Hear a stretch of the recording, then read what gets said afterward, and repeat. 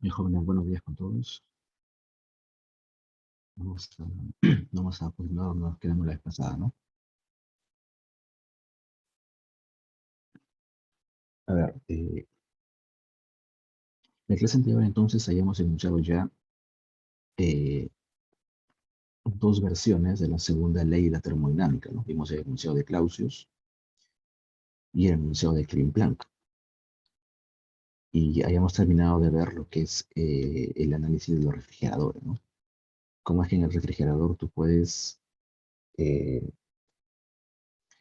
hacer que vaya calor del foco frío al foco caliente.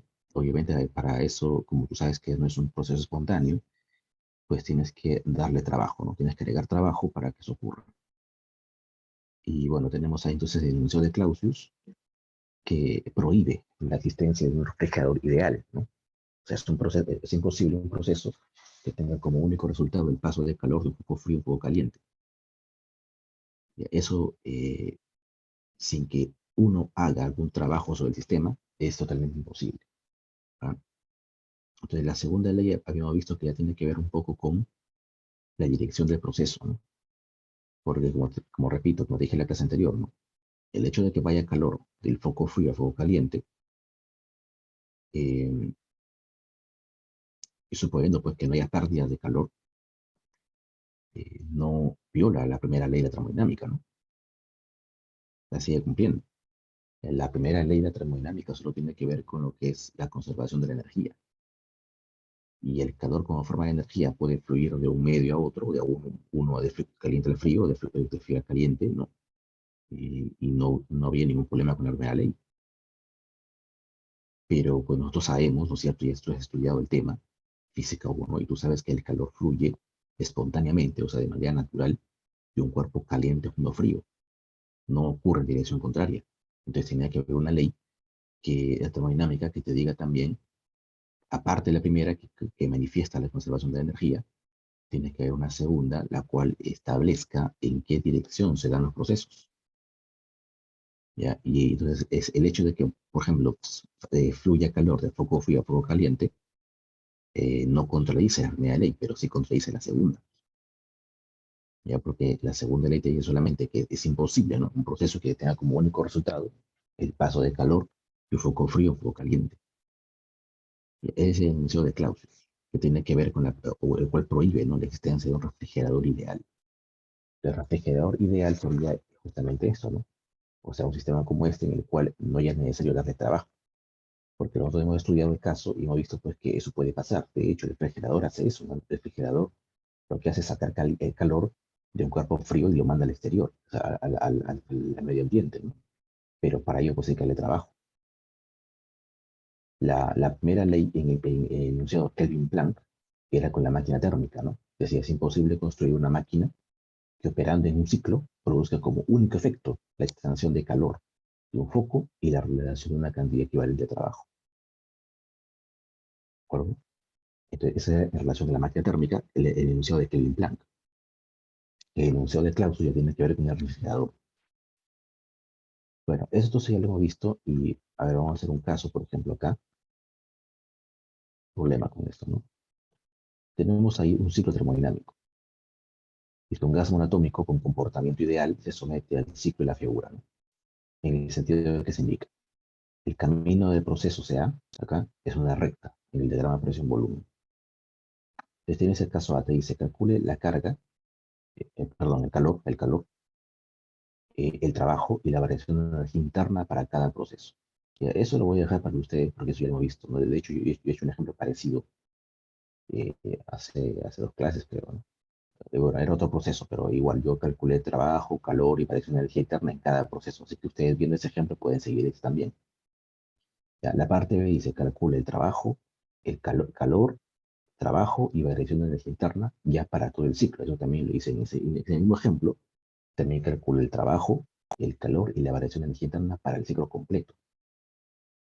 Entonces aquí voy a concentrarme más en la eficiencia. ¿Ya? ¿Cómo calcula la eficiencia de un ciclo termodinámico? O sea, que tienes una máquina térmica que está operando con un ciclo termodinámico. Toda máquina térmica recuerda que opera en un ciclo, ¿no? Entonces aquí, ¿cómo haría para calcular la eficiencia de la máquina? Entonces tienes que ir este, a la fórmula, ¿no? A ver, ¿qué dice la eficiencia? ¿Cómo calculas tú la eficiencia de una máquina térmica? Es uno menos el calor, ¿no? El calor que digamos, bueno, sí, el calor que va a la fuente fría es el calor que se recibe de la fuente caliente, ¿no? ¿Está bien? Esa es la fórmula entonces para calcular la eficiencia de la máquina. Algunas veces acá se le pone valor absoluto para indicar pues, que el calor que va a la fuente fría es en sí negativo porque está saliendo de la máquina, ¿no? Por eso es que se le coloca valor absoluto ahí, porque en sí es negativo, pues, ¿no? Entonces tenemos que encontrar aquí los calores, ¿no? ¿Dónde es que existe el ciclo o la máquina en este ciclo absorbe calor y dónde es que libera calor? Entonces para ello voy de frente a cada proceso, ¿ya? Entonces vamos aquí, por si acaso estoy haciendo aquí la parte C solamente. Le damos aquí a la parte AB. Ya, ese es nuestro primer proceso, el proceso AB. A ver, ¿cómo encuentro el calor ahí? Aquí voy a centrar solamente en el calor, ¿ya? Porque es lo que yo necesito, el calor de la fuente caliente y de la fuente fría, ¿no? Y el C, por si acaso, significa cold, que es frío,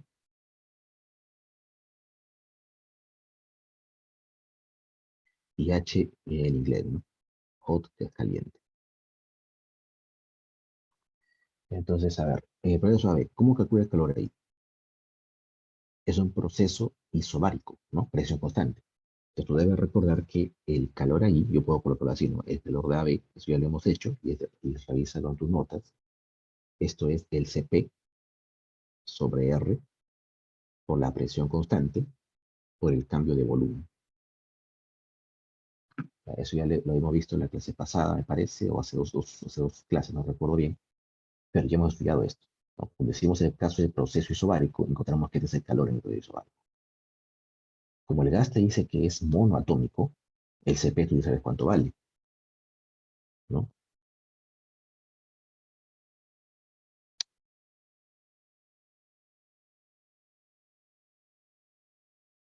Muy bien, entonces ahí usted tiene, si el gas es monoatómico, ¿cuánto vale el CP?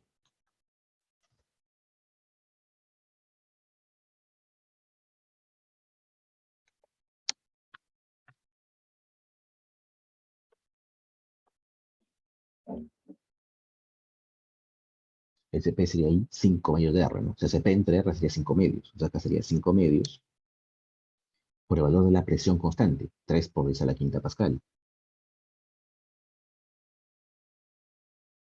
por el cambio de volumen. Y recuerda siempre el hecho, ¿no? El sentido del proceso, de A a B. O sea, A es el volumen inicial, B el volumen final. El volumen final sería 0,8 y el inicial sería 0,5, ¿no? La diferencia sería 0,3 metros cúbicos. Ya está en el sistema internacional, así que lo dejo ahí. Bien, operando aquí, ¿cuánto sale?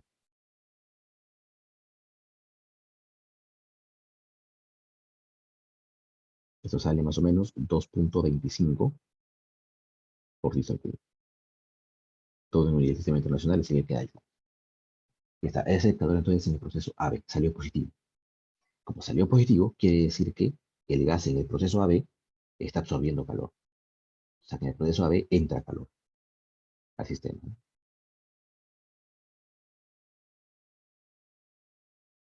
Bien, ahora vamos en el proceso BC.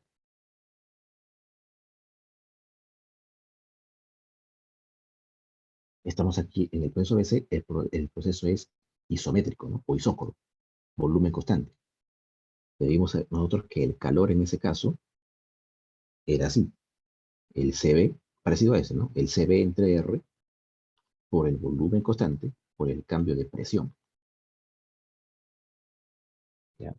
Entonces, como las es importante, ¿no? Tienes que saber ahí analizarlo. Lo hemos visto eso en clase. ¿Ya? Entonces, vamos por acá. El calor de BAC sería el SB. Como el gas es monoatómico, el CB es 3 medios, ¿no? Entonces, CB, 3 medios de R, perdón. En lugar de CB, si coloco 3 medios de R, acá te acá solamente 3 medios, por el volumen constante, mira, 0,8, por el cambio de presión. O sea, sería presión final, final sería el punto C, ¿no? Inicia acá, termina acá. Ya 1, que puedo factorizar el 10 a la quinta, si es posible, ¿no? Y te queda 1 menos 3, que es el inicial, por 10 a la quinta pascal. Y cuando haces esto, el cálculo te va a salir el calor de BAC. ¿Cuánto sale? A ver, acá sale menos 2, se va con este 2, te queda 3 por 0,8, ¿no? Sale menos 2,4. Menos 2,4 por 10 a la quinta joule. Y este salió negativo. O sea que en el proceso de BAC, el gas pierde o libera calor, ¿no? El calor aquí sale.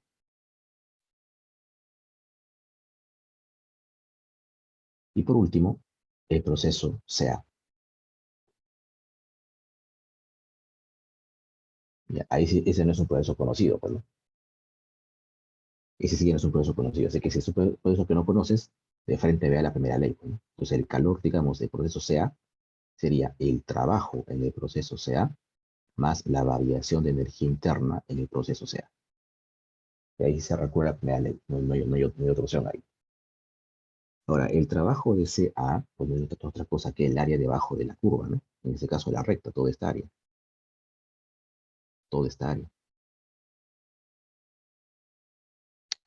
A ver, calculemos ese trabajo. A ver. El trabajo de CA sería base mayor, 3 por esa a la quinta, ¿no? Más la base menor, 1 por esa a la quinta. La semisuma de ello te da 2. O sea, 2 por 10 a la quinta por la diferencia, ¿no? La diferencia de volumen en este caso. 0,8 menos 0,5 te da 0,3. Luego más. Ahora la variación de energía interna. Ah, un detalle, un detalle. Aquí el trabajo sería negativo, ¿no? Porque el gas se comprime. Aquí hay que poner delante todo el signo negativo. Ten siempre bastante cuidado con eso, ¿no? Aquí sería igual y aquí negativo, porque el gas está comprimiendo. El volumen final sería 0,5 y inicial sería 0,8. Final menos inicial sería 0,5 menos 0,8. Este es menos 0,3 y el negativo sale para afuera. Más, ahora, la variación de energía interna en el proceso de SA. Tú sabes que la energía interna, al hablar de variación, si bien hemos visto, es el CB, el número de moles, ¿no? El número de moles por el CB, por el cambio de temperatura, ¿no? De C a A. ¿Está bien? Eso es algo que hemos visto anteriormente, lo que hemos dicho que vale para cualquier proceso, ¿no? En cualquier proceso, la variación de energía interna es el N por el CB por delta de T. ¿Ya? Estoy poniendo otra vez, esto vale para cualquier proceso, cualquier proceso. Eso es lo que estoy utilizando aquí. Pero el CB, como que el gas es monoatómico, tú sabes que el CB está en medio de R, ¿no? Solamente en esta parte. Esto puedo colocarlo así. N por el CB, que es 3 medios de R, por el cambio en la temperatura de CA. Aquí puedo ordenarlo, ¿no? Esto sería 3 medios, y queda adentro. N por R, por el cambio de temperatura de CA. Y por la ecuación de estado, esto puedo colocarlo así. 3 medios de una variación de temperatura. Y en el otro lado, entonces, que es presión volumen, ¿no es cierto? Debe haber una variación. Pero como aquí está cambiando tanto, y por eso sea, cambia la presión y cambia el volumen, lo correcto sería colocar así. Variación de la presión por el volumen para el proceso sea. ¿Ya? O sea que esto básicamente sería 3 medios de qué? Presión por volumen en el estado A menos presión por volumen en el estado C. Es un poco ahí largo, ¿no? Pero eso es lo que tienes que saber aplicar. Pues, ¿no? Entonces acá sería el calor de CA sería aquí menos 0,6 por 10 a la quinta. ¿No? Primero, es solamente lo estoy bajando nada más. Luego más, aquí queda 3 medios. A ver, ¿cuánto es la presión en el punto A? 3 por 10 a la quinta. Y el volumen ahí, 0,5. Sería 3 medios, ¿no es cierto? Te quedaría aquí 3 medios. Menos, el 10 a la quinta lo pongo afuera. La presión aquí, 1 por 10 a la quinta. Y el volumen ahí, 0,8. Aquí sería entonces 0,8. Todo esto por 10 a la quinta. ¿Ya? Y al pegar aquí, ¿cuánto da todo esto?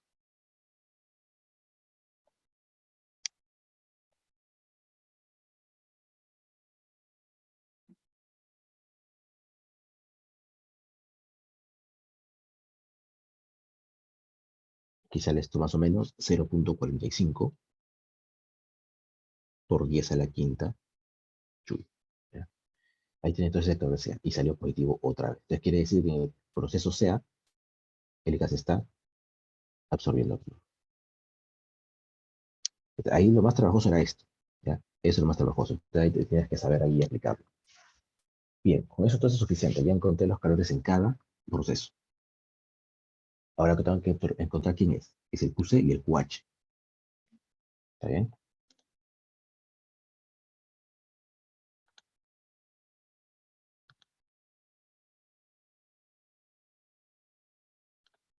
Entonces lo que hemos encontrado es que el calor en AB, el sistema, ¿no es cierto?, recibe el calor acá. De BC pierde. Y en AC otra vez recibe. En CA, perdón. CA. Entonces el calor, digamos, que recibe el sistema, ¿no es cierto?, que es el que viene de la fuente caliente, el QH, sería el calor AB más el calor CA. ¿Está bien? Es lo que recibe. Es lo que recibe la fuente caliente. A ver, ¿cuánto sería el calor AB? 2.25 por 10, aquí debe ser a la quinta, no el cubo, ¿no? El numerador acá.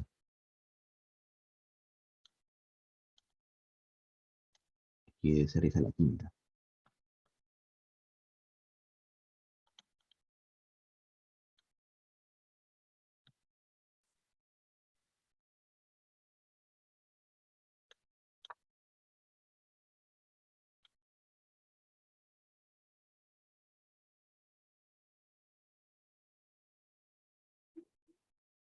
Y ahí está, entonces 2.25 por 10 a la quinta.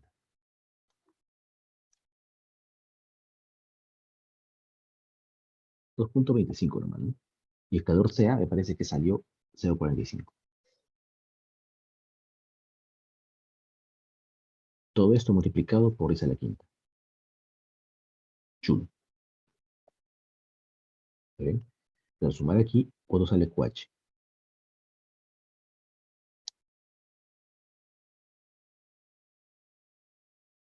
2.7 por 10 a la quinta, ¿no? Y tienes ahí QH. Y el QC sería el calor de BC, en el proceso de BC que pierde, ¿no? Y ese calor de BC me salió ¿cuánto? Mira, menos 2.4 por 10 a la quinta.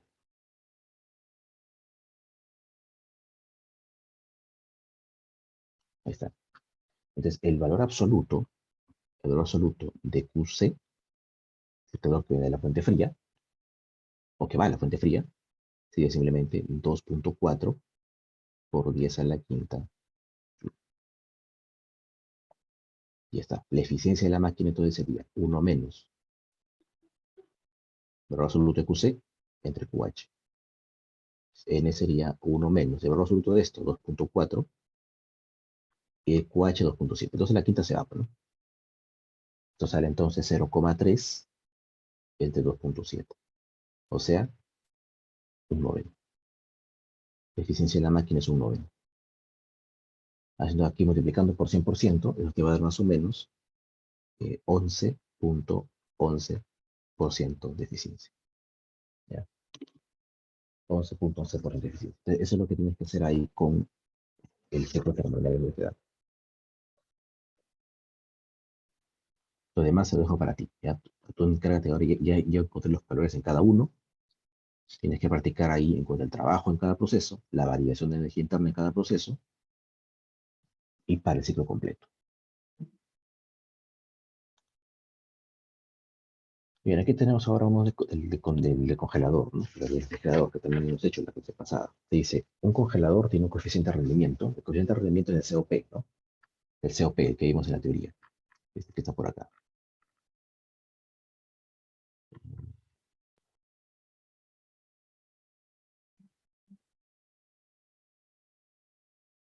Debe estar por acá, pues lo vimos en la clase pasada. Acá está el COP, ¿no? El coeficiente de rendimiento. Como siempre en inglés se le conoce así, ¿no? El COP, el Coefficient of Performance. Y recuerden ustedes que es el QC entre trabajo, ¿no? QC entre trabajo. ¿Quién es QC?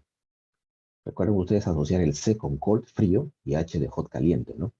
El QC en este caso es el calor que va a la fuente fría, o sea, es el calor que sale del refrigerador. Fíjense acá. Hay un diagrama aquí con esto. A ver. Este, ¿no? Este está. Ese es el reservorio frío, TC, ¿no es cierto? O sea, es el calor que sale del refrigerador. W es el trabajo que le entregas. Y QH es el que va al reservorio caliente, o sea, al medio ambiente, ¿no? El que sale del refrigerador al medio ambiente. El que sale de la máquina, digamos, al medio ambiente. ¿Ya? Entonces, ahí con eso podemos resolver este problema, ¿no? Te dice, en congelador tiene un coeficiente de rendimiento de 2.40. Y hay que ir apuntando los datos por acá, ¿no? El coeficiente de rendimiento, 2.4. Y dice, debe convertir 1.8 kilogramos de agua a 25 grados centígrados en 8 kilogramos de hielo a menos 5 grados centígrados en una hora. De la parte A te dice, ¿cuánto calor es necesario extraer del agua a esa temperatura para convertirla en hielo? A menos 5.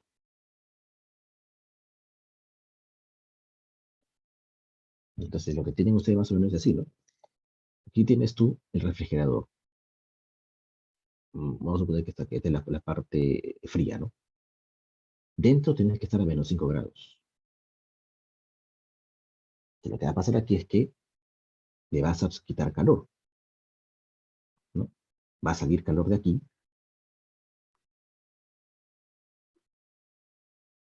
es el QC. Luego le vas a entregar trabajo, está la máquina, ¿no? Le entregas trabajo y ahí sale el calor a la fuente caliente. ¿Que tiene que estar a cuánto? A 25, ¿no? Es como, tienes que verlo de esa manera, porque es como que esto es lo que, lo que está aquí, esta es la fuente fría. ¿Ya? Eso tienes que interpretarlo como lo que está dentro del congelador,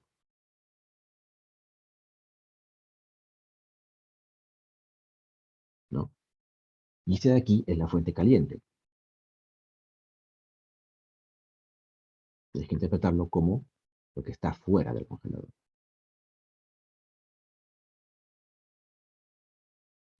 ¿De acuerdo? Fuera del congelador. Entonces, lo que te dice ahí es que tú quieres enfriar agua, ¿no? O sea, el agua está dice, a 25 grados centígrados. Y eso es lo que está afuera, ¿no? Esa agua que está a 25 grados centígrados, que está afuera, tú lo vas a colocar, abres el refrigerador y lo colocas adentro. Y dentro tú quieres que llegue a menos 5, esa es la temperatura que debe llegar adentro. Pues lo que hay que hacer el refrigerador entonces, a esa agua que ha entrado a 25 le va a quitar el calor. Porque esa agua entra a 25, no estaba afuera, entra a 25, le quita el calor. Es el QC. Luego tiene que darle trabajo a la máquina para que justamente haga eso, ¿no? Y ese calor que sale lo libera a la fuente caliente. Entonces la parte A te dice cuánto calor es necesario extraer del agua, justamente este de acá, pues, ¿no? Este QC. Tienes que extraer del agua para convertirlo en hielo a menos 5.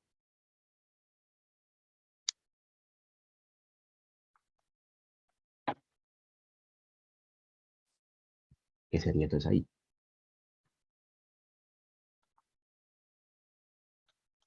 Eso debe ser en una hora, dice todavía, ¿no?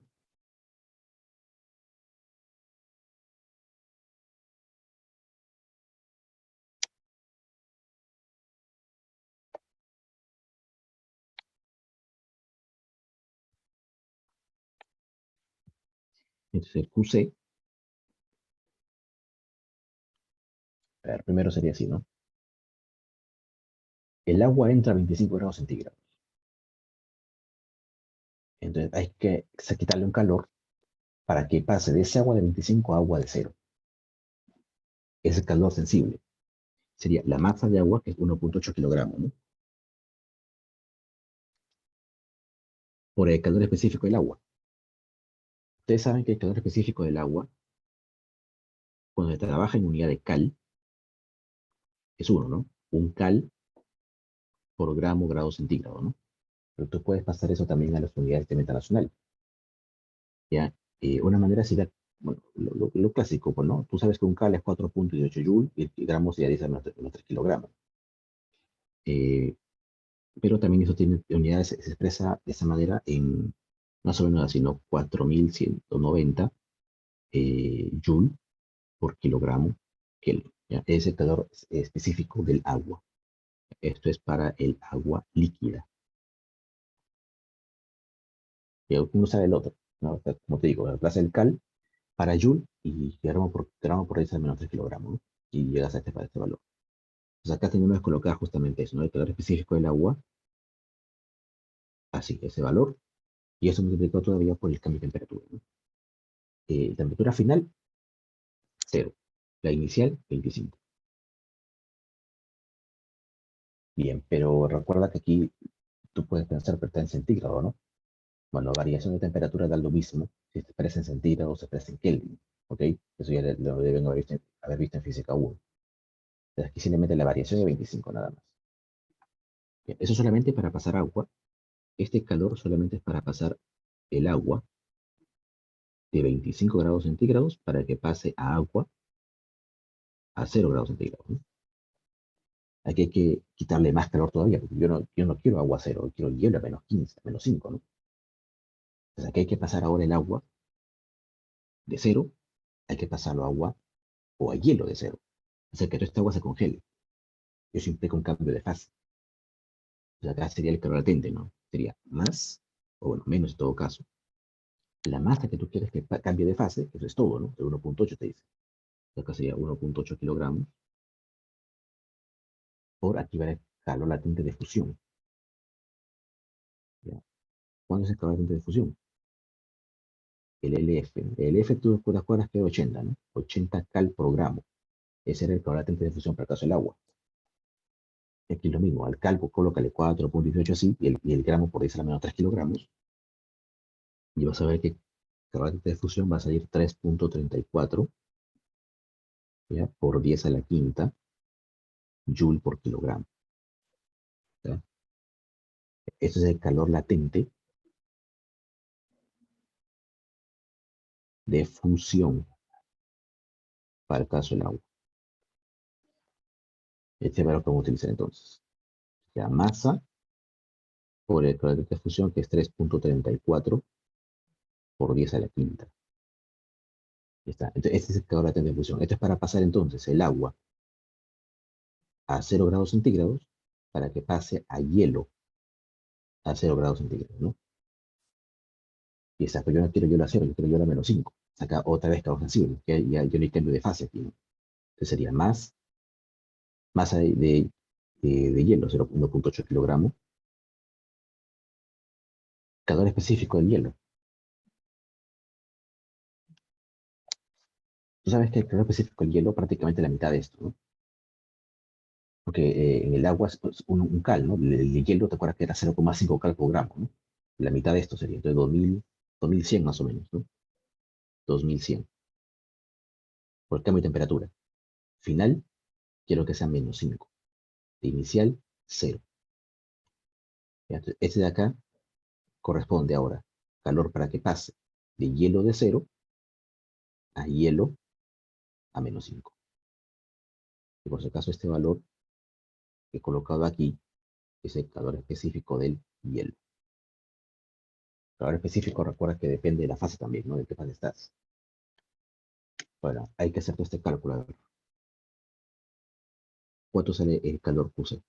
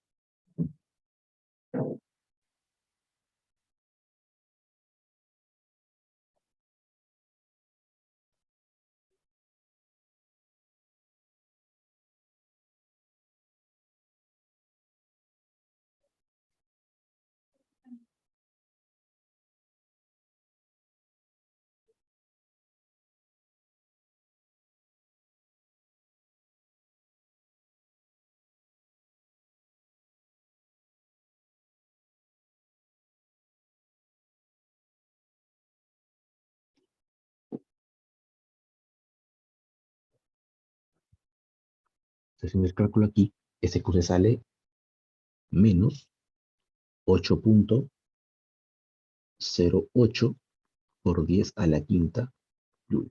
¿Está bien?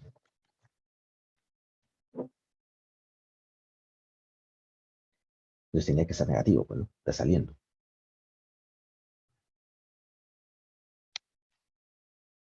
Entonces ahí tenemos el calor. Y ese calor que sale entonces de la, o que tiene que extraer del agua, ¿no?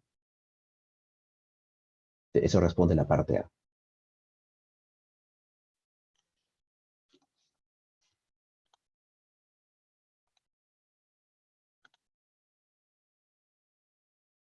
Y aquí que para mantener la idea dejamos eso ahí. Y borrar solamente la parte del...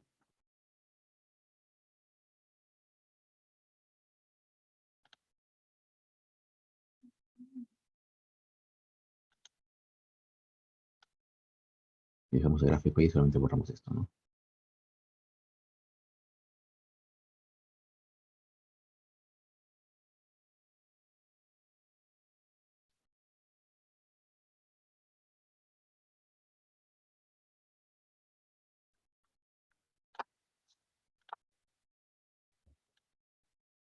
Listo. Ahora, parte B. ¿Cuánta energía eléctrica consume el congelador en esa hora? Acuérdate que ese proceso se ha hecho en una hora.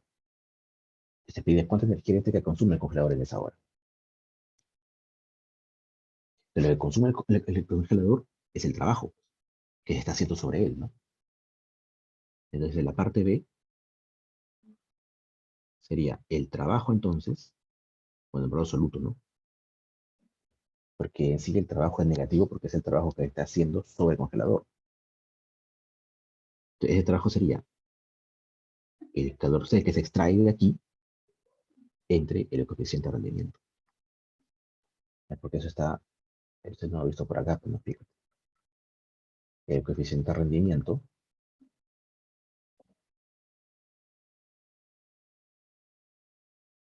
es esto, QC entre trabajo.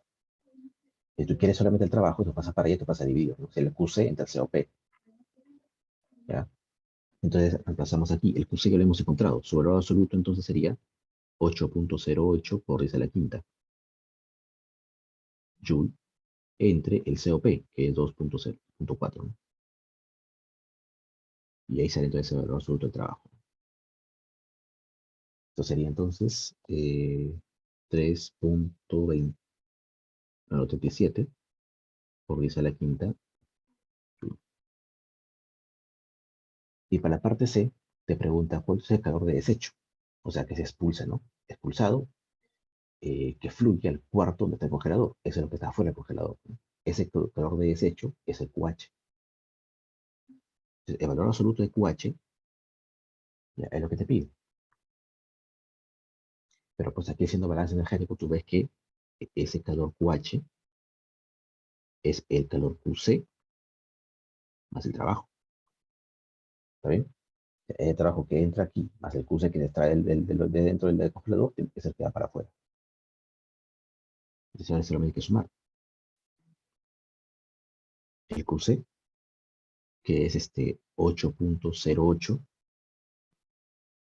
por 10 a la quinta, más el trabajo que acabamos de encontrar, ¿no?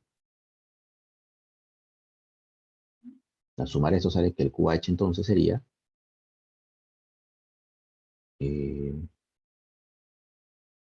1,14 por 10 a la sexta. Pues ahí tiene los dos trabajos, los dos lados que te piden, ¿no? Trabajo, QH. Entonces se encontró todo prácticamente, ¿no? QH, trabajo, QC. Ya, esa es la forma de trabajar entonces con el congelador. Recuerden ustedes siempre que te piden así, ¿no? Cuánto calor tiene que extraerse de la muestra. Aplica lo que se aprendió en física 1, ¿no? Lo que es el calor sensible y calor latente. Con ello encuentras el QC, el trabajo sale con coeficiente de rendimiento y con ello puedes encontrar el QH. Es el calor que va a la fuente caliente, o sea, lo que está fuera del refrigerador. Bien, continuando entonces con esto, ¿no? Vamos a ver qué es el proceso reversible y irreversible. ¿Cuándo el proceso era reversible? Un proceso reversible, entonces, va a ser uno que puede ser llevado de manera infinitamente lenta, ¿ya? de modo que el proceso pues, pueda ser considerado como una serie de estados en equilibrio. Y el proceso completo podría ser hecho en reserva sin cambio en la magnitud del trabajo realizado en el calor intercambiado. El problema con esto es que en la mayoría de los casos, ¿no? Los procesos que ocurren de forma natural son irreversibles. Son irreversibles. Eh, es bien difícil que el proceso pueda regresar, ¿no? Por ejemplo, mira, tienes acá una pared aislante por aquí. Sabes que pared aislante, pues indica que no hay flujo de calor, ¿no? No hay flujo de calor ni de adentro para afuera, ni del interior del entorno o del entorno para afuera, para adentro, ¿no? No hay ese cambio de calor. Entonces, supongamos que tengo una membrana que lo parte por el medio y tengo un gas aquí abajo, una temperatura TI, y aquí pues tengo vacío, ¿no? Si de alguna manera yo corto la membrana, ¿qué pasa con el gas? El gas entonces va a comenzar a salir. Entonces, imagínate que la membrana tenga un agujero, el gas comienza a salir, y después de un cierto tiempo va a llenar todo el espacio. Ahora, podrá darse entonces de manera espontánea el hecho de que el gas vuelva a introducirse por el agujero y otra vez llegue a la parte, solamente la parte de abajo. Eso prácticamente es imposible, ¿no? O sea, los procesos naturales solamente ocurren en una dirección, no vuelven, no tenemos el caso de que pueda regresar al estado inicial. Eso implica la reversibilidad. Entonces, todos los procesos naturales en sí son irreversibles. No hay manera de regresar. Esto, por ejemplo, es la expansión libre adiabática de un gas. Adiabática, ¿por qué? Porque no hay intercambio de calor. Y es libre porque el gas pues está expandiendo de manera libre. Tú cortas la membrana, haces un agujero en la membrana y el gas comienza a expandirse libremente. Es un caso de un proceso irreversible. Bueno, te expliqué lo que pasa ahí. Entonces, como consecuencia, ¿no? De agujerar la membrana, pues el sistema obviamente cambia porque el volumen ahora del gas es mayor, ¿no? Pero el gas en este caso no ha ejercido fuerza a nadie, ¿no? El gas simplemente se ha expandido, ¿no? De manera libre, no ha realizado ningún trabajo, no ha hecho ningún movimiento adentro, ¿no? Entonces, el calor no transfiere energía hacia o desde el gas porque el contenedor está aislado en su entorno, ¿no? Como el contenedor está aislado, no hay flujo de calor y el gas tampoco realiza trabajo. Entonces, así, y en este proceso diabático, el sistema ha cambiado, pero el entorno no ha cambiado. ¿Te das cuenta? Entonces, para que este proceso sea reversible, necesitamos poder devolver el gas a su volumen y temperatura original, pero sin cambiar el entorno. Ese es el punto. ¿Ya? Ese es el punto. No debes cambiar el entorno. Eso indica que el proceso sea reversible, o sea, que ocurra de manera natural. Ahora, eso se podría hacer como, supongamos que intentamos revertir el proceso, comprimiendo el gas a su volumen original mediante un pistón y utilizamos un motor para moverlo, ¿no? Entonces, durante el proceso, el entorno cambia. Y el entorno cambia porque tenemos un agente externo pues, que está realizando trabajos del sistema. Entonces, si tú quieres comprimirlo, puedes colocar un pistón por aquí y con algún motor externo hacerle cambio, ¿no? O sea, hacerlo bajar. Pero pues ahí el entorno ya cambió porque tienes un agente externo. En ese caso puede ser algo, o el motor o algo que esté haciendo que el pistón descienda. Y eso está realizando trabajos sobre el sistema, en este caso sobre el gas. Además, el sistema cambia porque la compresión aumenta la temperatura del gas, ¿no? La compresión está aumentando la temperatura del gas. Ya que no hay flujo de calor, recuerda que el sistema es adiabático, no hay flujo de calor, pero se está haciendo trabajo sobre el gas. Entonces, la primera ley, qué dice la primera ley? Calor igual trabajo más variación de energía interna, ¿no? Calor igual trabajo más variación de energía interna. Pero si no hay calor, tengo que el trabajo más la variación de energía interna tiene que darme cero. Pero si está realizando trabajo sobre el gas, el trabajo es negativo. Entonces, ¿qué le pasa a la variación de energía interna? Tiene que ser positivo. Y si la variación de energía interna es positiva, el gas que pasa aumenta la temperatura, se calienta. El gas se calienta. Cuando lo comprimes, el gas se calienta, siempre y cuando el sistema esté aislado, no hay flujo de calor. Entonces, veamos qué hace que un proceso sea reversible o que sea irreversible.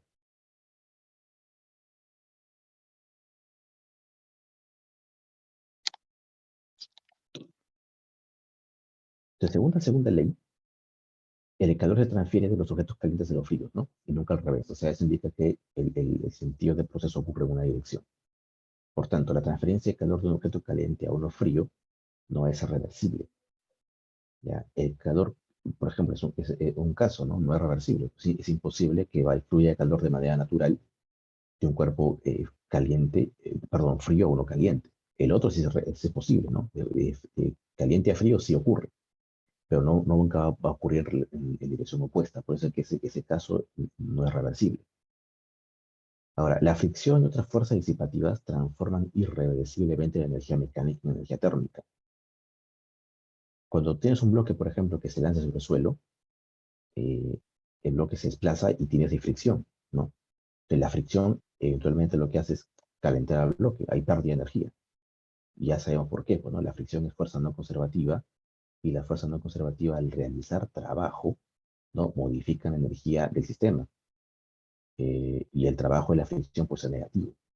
Y el trabajo de cualquier fuerza disipativa, o sea, por ejemplo, la fuerza de resistencia del aire, una fuerza que sea opuesta al avance del cuerpo, son disipativas, ¿no? Su trabajo va a ser negativo.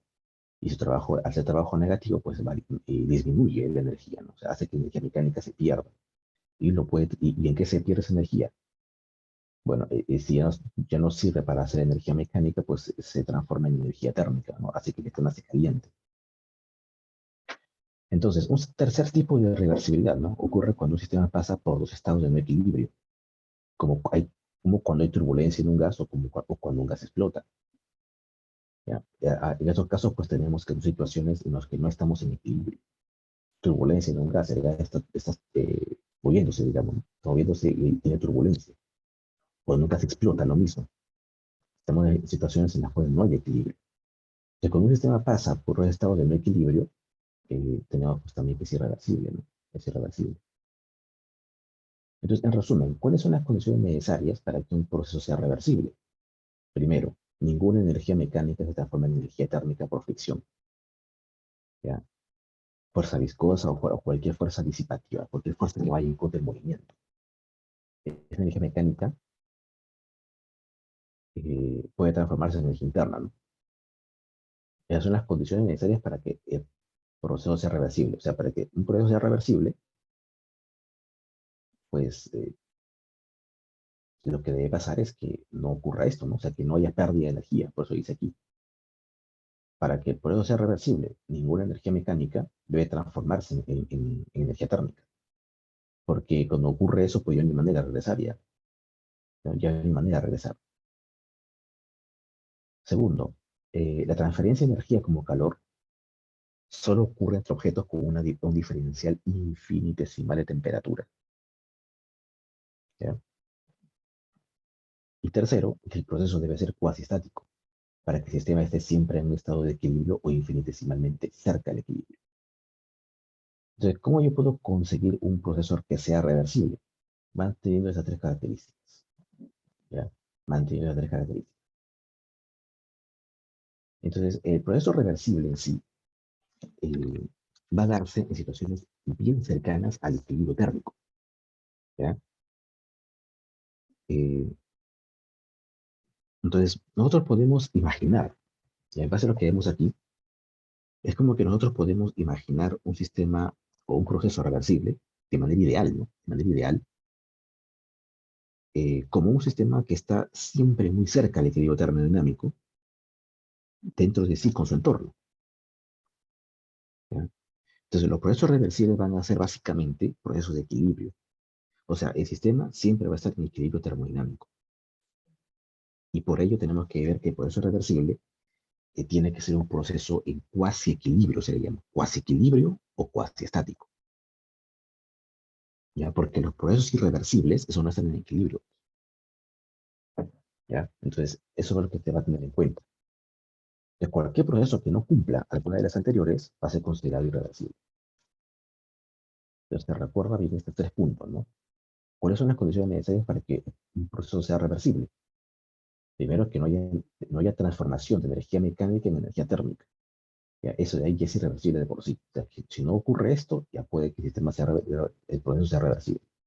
Además, la transferencia de energía como calor, ¿no es cierto?, tiene que ocurrir de manera infinitesimal con la temperatura. O sea, cambios muy pequeñísimos de temperatura. Y tercero, que debe ser bien cerca al equilibrio. El proceso termodinámico reversible es un proceso de cuasi equilibrio, ya, bien próximo al equilibrio termodinámico. Bien, entonces, esa va a ser las características que vamos a ver de reversibilidad. Ahora, ¿por qué de esto? Porque vamos a estudiar ahora el ciclo termodinámico de Carnot. Y aquí vamos a ver por qué tenemos que hablar de reversibilidad, ¿no?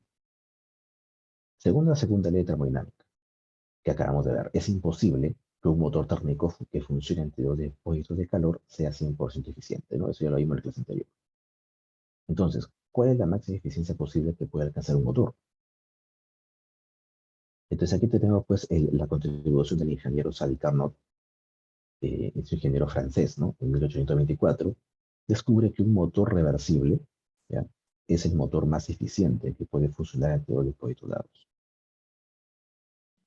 Y ahí tenemos entonces el teorema de Carnot. Dice, ningún motor que funcione entre dos depósitos de calor dados puede ser más eficiente que un motor reversible que funcione entre estos dos depósitos. Y de ahí la importancia de la reversibilidad. El motor para Carnot es una máquina reversible. Entonces, dice, un motor reversible que trabaja en un ciclo entre dos depósitos de calor se llama máquina de Carnot o motor de Carnot, y su ciclo se va a llamar el ciclo Carnot. Ahora, para describir este ciclo, pues ese ciclo va a tener lugar entre dos temperaturas, ¿no? Otra vez el TC y TH, temperatura de la fuente fría y caliente. Y vamos a asumir que la sustancia de trabajo es un gas ideal, ¿ya?, contenido en un cilindro provisto de un pistón móvil en un extremo. ¿Qué es la sustancia de trabajo?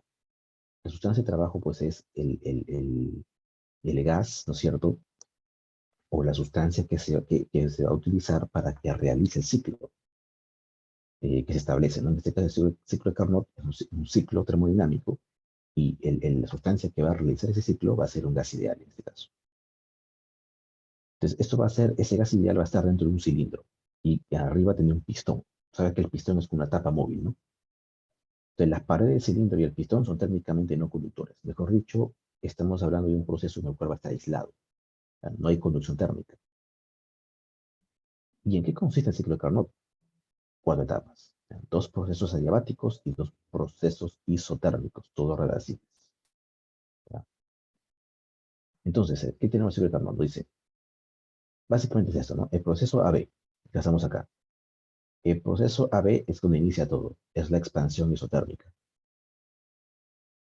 Entonces, ¿qué va a pasar? Que estamos a una temperatura TH, ¿no? El gas está en contacto con un foco, se dice un foco térmico, o un reservorio térmico, lo mismo. Un cuerpo muy grande a una temperatura T, caliente.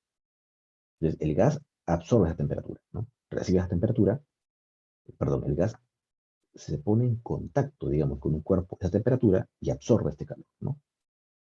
Durante la expansión, el gas absorbe energía en forma de calor. ¿Y qué va a pasar? Que el gas se expande. El gas se expande. ¿Está bien? Entonces el gas se expande y dice acá, claro, al expandirse, pues realiza trabajo, ¿no? Al expandirse el gas, realiza trabajo, o sea, mueve el pistón hacia arriba.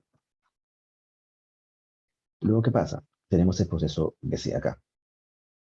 La base del cilindro se reemplaza por un material térmico no conductor, o sea, se aísla el sistema. Al aislar el sistema, estamos en un caso pues que no hay transferencia de calor, o sea, es un caso adiabático. En ese caso, ¿qué va a pasar? Que el gas se sigue expandiendo, ¿ya? El gas se sigue expandiendo, pero ahora la temperatura decrece, ¿no? De lo que era TH baja a una temperatura TC. ¿Está bien?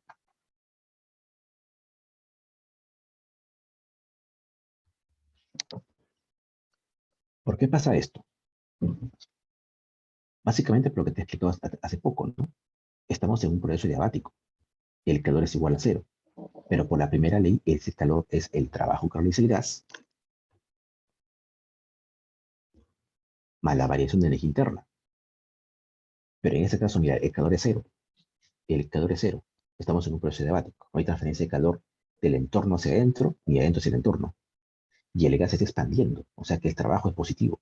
Si el trabajo es positivo, quiere pasar a la variación de energía interna, que es negativo. O sea, la temperatura del gas disminuye. Eso es lo que está pasando. ¿Ves? Aquí estaba una temperatura TH. Aquí el gas está a una temperatura TH, que es la temperatura caliente. Y aquí baja a la temperatura, vamos a llamar TC, cold. Baja de lo que era estaba en TH, baja a la temperatura TC. Y ahí sigue el siguiente paso. Acá, el proceso CD. Lo que ocurre ahí es compresión isotérmica. Ahora el gas se comprime. No, se comprime. Entonces se comprime y se quita el aislante, ¿no es cierto? Pasa acá otra vez a un reservorio que está a otra temperatura. Entonces, el gas que hace es, al comprimirse, el gas en contacto con este reservorio TC, ¿no? Expele energía. Y el reservorio, al reservorio, ¿no es cierto? Y el pistón realiza trabajo sobre el gas. Entonces acá el sistema se comprime. Y hay pérdida de energía, que va a una fuente fría, a esa temperatura TC, ¿no? Y finalmente, el proceso de A es que otra vez, ¿no? Se aísla el sistema, la base del cilindro se reemplaza por un material térmico no conductor, o sea, un aislante térmico, no hay flujo de calor y el gas que hace sigue comprimiendo, ¿no? Otra vez tengo compresión adiabática. Y aquí la temperatura aumenta. Y aquí pues otra vez, ¿no? Se repite el caso anterior, ¿no? Calor cero. Si el trabajo ahora es negativo, eso tiene que ser positivo, o sea que aumenta la temperatura. ¿No? Por eso que la temperatura aumenta de TC a TH otra vez. ¿Ya? Y el gas eventualmente llega a esta situación. Y ahí el proceso se vuelve a repetir. ¿Ya? Básicamente es el ciclo Carnot. Y en un gráfico presión-volumen se representa así, ¿no? Aquí tienes tú entonces dos isotermas. TH, la temperatura de la fuente caliente, arriba. Y aquí tenemos TC, la temperatura de la fuente fría. Y ahí tenemos entonces, mira, de A a B. Aquí comienza. De A a B tenemos ahí el proceso isotérmico, ¿no? Esa es una expansión isotérmica. Claramente el gas ahí se está expandiendo. ¿Ven? Yo puedo colocar acá, mira, esta sería la presión en el punto A y este es el volumen.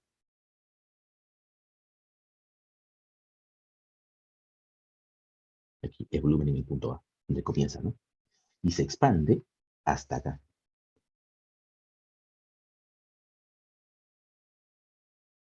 De volumen B. Es una expansión isotérmica. Luego se sigue expandiendo, mira. Pero esta aquí, esta curva, como tiene más pendiente, es una adiabática. Pero ocurre la expansión adiabática. Este es el volumen en el punto C. Luego ocurre la compresión isotérmica, pero esto ocurre ya en otro isoterma, ¿ves? El isoterma que está a una temperatura menor, ¿no? De lo que era BC pasa ahora a BD, por acá. Claramente ahí se ha comprimido el gas. Y de BD regresa a otra vez con una compresión adiabática, ¿no? Y otra vez el sistema se va a repetir. Entonces, el trabajo neto realizado en este proceso cíclico viene a ser el área encerrada por la curva, ¿no? Por todo el ciclo. Y como es un ciclo termodinámico, es un proceso cíclico, sabes que en todo proceso cíclico la variación de energía interna es cero porque está llegando al punto de partida, ¿cierto? Entonces, de aquí tenemos que, pues, de la primera ley, el trabajo neto realizado por el gas en un ciclo es igual a la energía neta transferida al sistema. ¿Ya? A ver, ¿de dónde sale esto? De acá, pues, ¿no? Tú dices, el calor neto es el trabajo neto más la variación de energía interna, vamos a suponerle neta, ¿no? Esto es para todo el ciclo. Esto es para el ciclo completo. ¿Ya? Aplica la primera ley para el ciclo completo. Es esto. Pero la variación de energía neta es cero, pues, porque está volviendo al punto de partida. Así que te queda que el calor neto, perdón, es el trabajo neto. Eso se cumple para un ciclo termodinámico. Pero el calor neto, ¿a qué nos referimos? Esto lo expliqué la clase, hace dos clases también me parece, ¿no? El calor neto. El calor neto se refiere a todos los calores que entran al sistema, eso justamente le llamamos el QH, menos el valor absoluto de todos los calores que salen del sistema. O sea, ese trabajo neto. Ya, la diferencia de todo es el calor neto, ¿no? O sea, el calor neto que de entender, es el calor, pues, que el balance de todo lo que entra al sistema menos todo lo que sale del sistema. ¿Sí? Entonces, la eficiencia térmica del motor es justamente el trabajo neto entre el calor que ingresa al sistema, QH. Pero pues el trabajo neto sería la diferencia de todo, ¿no? Date cuenta, el QH menos el QC. Cuando esto pasa a dividir, te queda 1 menos QC entre QH. Esto básicamente vale para cualquier máquina. ¿Ya? Esto vale para cualquier máquina. Y cuando digo máquina, pues me refiero a cualquier máquina que realice el ciclo, ¿no? ¿Ya? Cualquier máquina térmica vale así. Es de la forma como nosotros encontramos la eficiencia de la máquina térmica. Pero para el ciclo de Carnot, pues pasa algo interesante, ¿no? Porque date cuenta que, esta es la expresión, ¿no es cierto? El trabajo que realiza el gas durante la expansión isotérmica, que es de acá hasta acá, ¿cuánto es?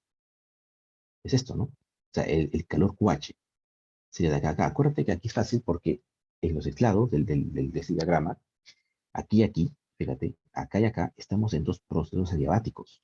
O sea, el calor aquí es cero y el calor aquí también es cero. Así que lo único que tienes que darte cuenta ahí es que ocurre en la parte isotérmica, nada más. Tanto en la expansión isotérmica como en la compresión isotérmica, ¿no? Entonces date cuenta aquí, mira, a ver, y es más fácil todavía, mira, porque en el caso isotérmico, una pregunta para ustedes, ¿cuánto es la variación de energía interna en el proceso de AB? A ver, señores, eso me interesaría que respondan esto, a ver, si que está clara la teoría, a ver. ¿Cuánto es la variación de energía interna en el proceso de AB?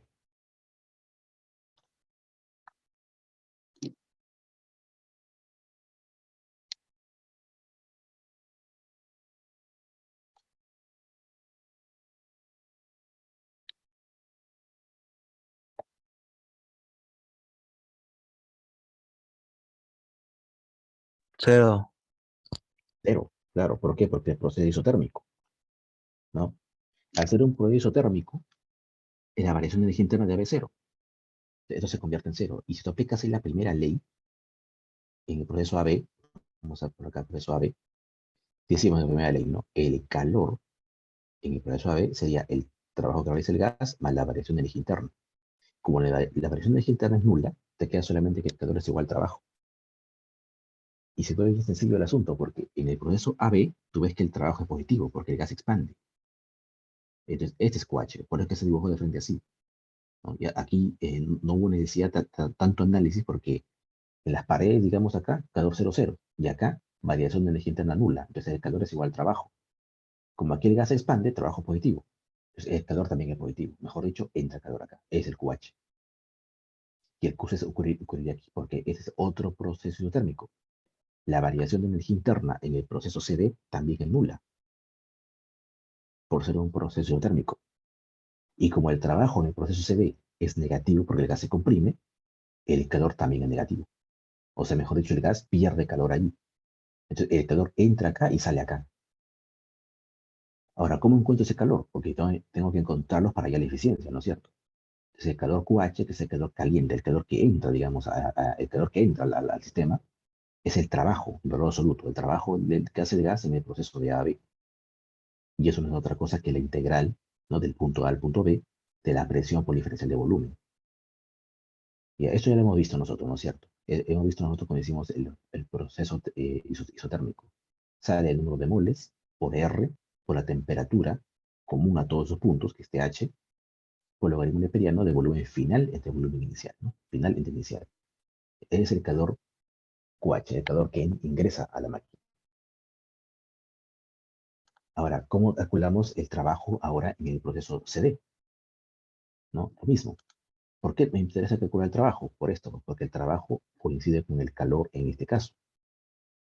El calor CD en este caso, ¿no? Es el negativo del trabajo. Bueno, esto de acá, el calor en sí es negativo porque está saliendo del sistema, ¿no? Por eso se le pone valor absoluto. Y el trabajo en sí también es negativo aquí, ¿ya? Y bueno, cuando hagas el cálculo acá, como en este caso, pues te va a salir así, ¿no? NR, número de moles por R, por la temperatura común a todo ese isoterma, que es TC en este caso. Por logaritmo neperiano, en realidad sería aquí volumen final entre volumen inicial, ¿no? El volumen final aquí es D y inicial es C. Cuando eso pasa, el logaritmo es negativo. Como aquí estamos trabajando con valor absoluto, le cambiamos de lugar. ¿Ya? Aquí va a ser BC y BD. C el inicial y D final. Pero recuerda que la fórmula es así, ¿no? O sea, final entre inicial. Cuando el gas se expande, eso es positivo. Si el gas se comprime, eso es negativo. Como aquí me interesa solamente el valor absoluto de ese calor, pues le pongo el valor absoluto y le quito el signo. Y eso equivale a colocarlo así. BC sobre BD, ¿no? Siempre mayor entre menor. Ahora, eso lo voy a reemplazar acá. Ya tengo los dos calores entonces, lo reemplazo acá. Ahí se va el N, se va R y te queda algo así. Te queda algo así, ¿ves? Arriba te quedaría TC, temperatura caliente, perdón, la fría, cold, por logaritmo neperiano, BC entre BD y abajo temperatura caliente, hot, logaritmo neperiano, BB entre BA. Entonces todavía está un poco complicado, ¿no? Hay que ver una relación para esto. Pero pues recuerda algo, cuando tenías un proceso diabático, se cumplía esto. ¿Te acuerdas? Temperatura por volumen a la gamma menos 1 era constante. ¿Quién es gamma aquí? Gamma se conoce como el coeficiente diabático. Y es, acuérdate, espero que no te hayas oído de esto, ¿no? El gamma viene a ser el CP entre el CB, ¿no? El CP entre el CB, ese gamma. Entonces acá tú puedes reemplazar, ¿no? Aplicar esto, digamos, en los procesos diabáticos BC y BA. Por ejemplo, en el proceso BC, tú dirías temperatura aquí, en el punto B, H, este H, por el volumen en B a la gamma menos 1, sería la temperatura acá, mira, porque el proceso diabático va de B a C, ¿no? Entonces acá sería temperatura en C, de TC, de cold, por el volumen en C, elevado a gamma menos 1. Y lo mismo aplicas en otro lado, ¿no? Entre los puntos D y A. La temperatura aquí es la misma TC, el volumen en D elevado a gamma menos 1. Igual, la temperatura acá, mira, es el TH. TH por volumen en A elevado a gamma menos 1.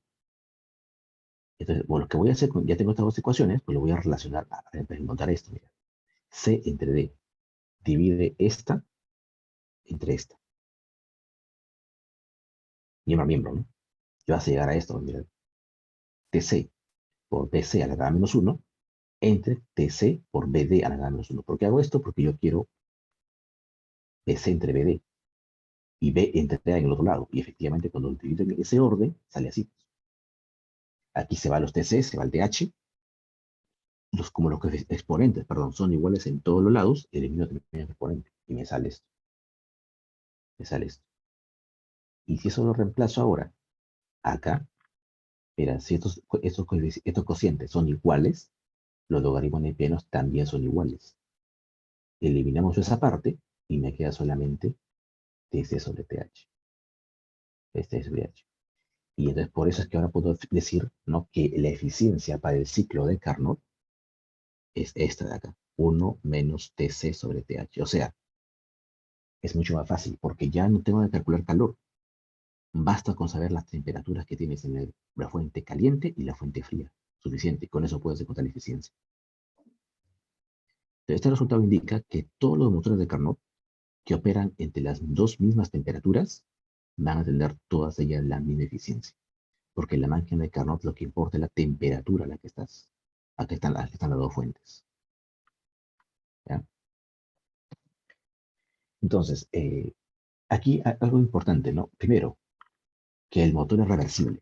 ¿Ya? Cuando te llegan a ti que la máquina es reversible, estamos hablando de la máquina de Carnot. Primero.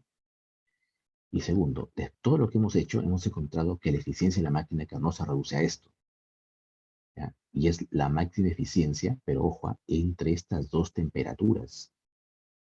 O sea, no es la máxima eficiencia de cualquier máquina. ¿Ya? Porque no puede encontrar, por ejemplo, para un motor de Carnot, yo puedo tener un motor de Carnot y puedo tener otra máquina que no sea de Carnot. Y puede pasar que la eficiencia de esa otra máquina sea mayor que la de Carnot de la primera. Porque la máquina de Carnot depende solamente de las temperaturas. Cuando uno dice que, que la eficiencia de Carnot es la máxima posible, se está refiriendo a que si tú eliges estas dos temperaturas, TC y TH, ¿ok? Y tú colocas en el TC y TH cualquier otro ciclo termodinámico que quieras, cualquiera, y la comparas con el ciclo de Carnot, la eficiencia de la máquina de Carnot va a ser mayor que cualquier otro ciclo termodinámico que tú quieras colocar entre estas dos temperaturas. ¿Ya? A eso se refiere. No es que la eficiencia de Carnot sea la mayor a toda la máquina. No, como te digo, puede ser que una máquina que no sea de Carnot tenga una eficiencia mayor que la eficiencia de Carnot de una máquina, de otra máquina. ¿Ya? Porque lo que tienes que ver ahí solamente son las temperaturas. ¿Ok? Las temperaturas. Por ejemplo, ustedes recuerdan, por eso que yo lo dejé abierto esto, ¿no? En la clase, me creo la semana 14, la semana pasada, vimos este ejemplito, ¿no? Ya, ese ejemplito aquí yo hice, analicé cada proceso. Aquí tienes un proceso isométrico, isobárico, y este es un proceso adiabático. Y yo analicé ahí cada proceso, encontré y apliqué la primera ley en cada uno. Calculamos el trabajo, el calor y la variación de energía interna en cada uno, ¿no? Y al final de ello, este, quedó pendiente de calcular la eficiencia de la máquina, ¿no? Pero ya tengo aquí los calores, ya. Como ya tengo el calor neto, tengo el trabajo neto y el calor neto, había que calcular la eficiencia de la máquina. Ahora, incluso recuerdo que antes de ello, no sé si está por acá, no, debe ser en la semana 13.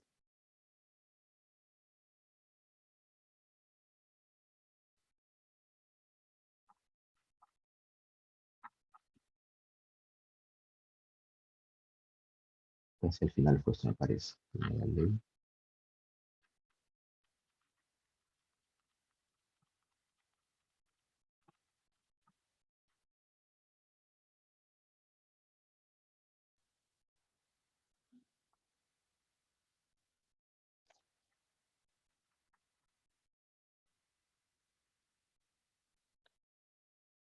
No es el mismo.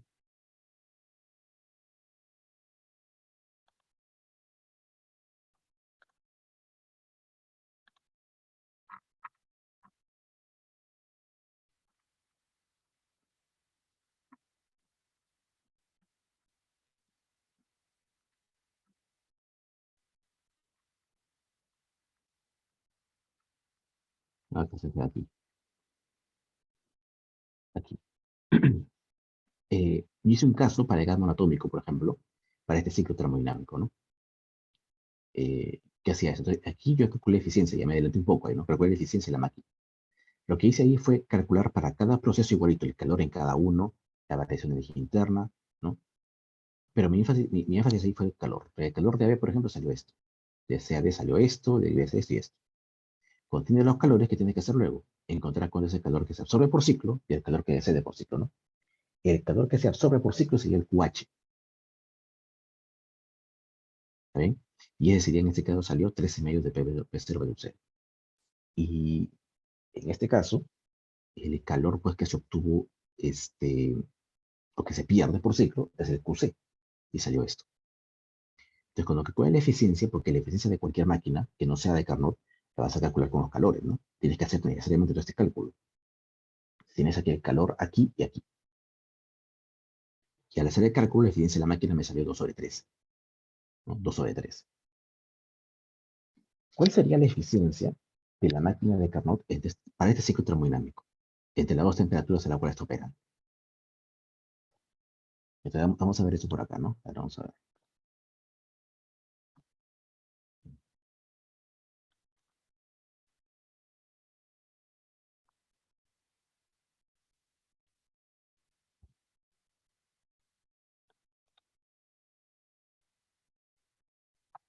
De más o menos el ciclo era así, ¿no?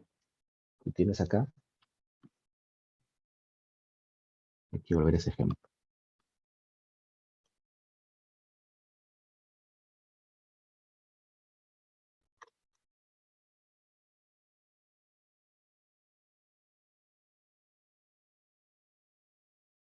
Presión, volumen. Aquí tenés el ciclo termodinámico.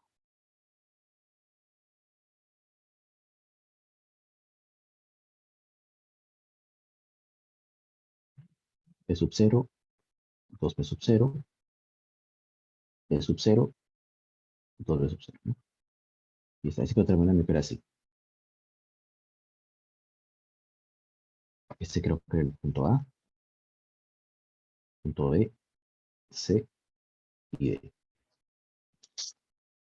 nosotros encontramos que para este ciclo termodinámico, ¿cierto?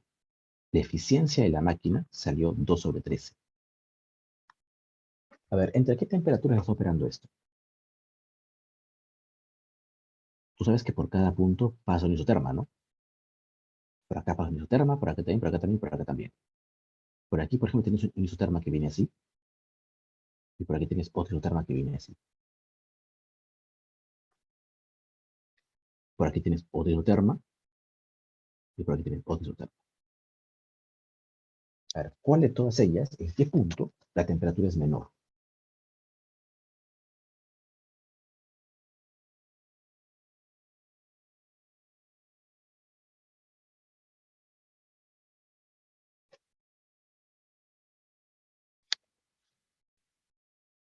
En D, Claro, en D.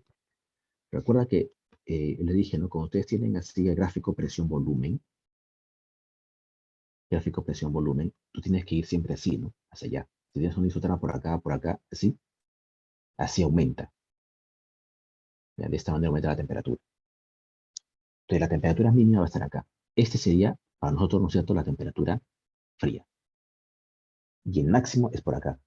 Esta sería la temperatura caliente, H. Entonces, de alguna manera yo puedo encontrar esa temperatura, ¿no? Por ejemplo, el punto D, yo puedo decir así. En el punto D, diríamos, a ver, aplica la ecuación de estado. Presión P sub 0, volumen P sub 0, sería el número de moles por R por la temperatura Tc. Y ahí tengo la temperatura Tc. Sería P sub 0 por V sub 0 entre N por R. Y en el punto B puedo calcular la temperatura máxima, ¿no? Sería la presión ahí, ¿cuánto es? Dos veces P sub 0, V sub 0. Dos V sub 0, ¿no?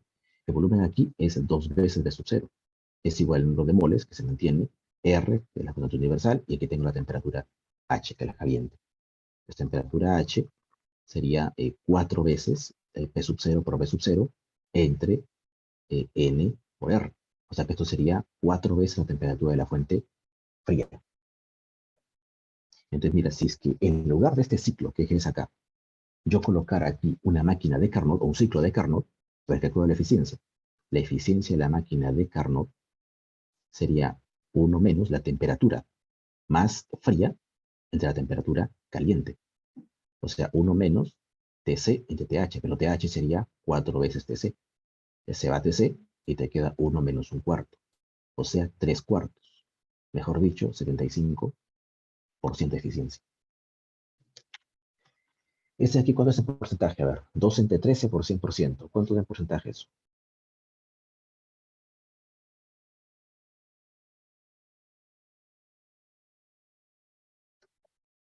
Esto sería más o menos 15,3, ¿no?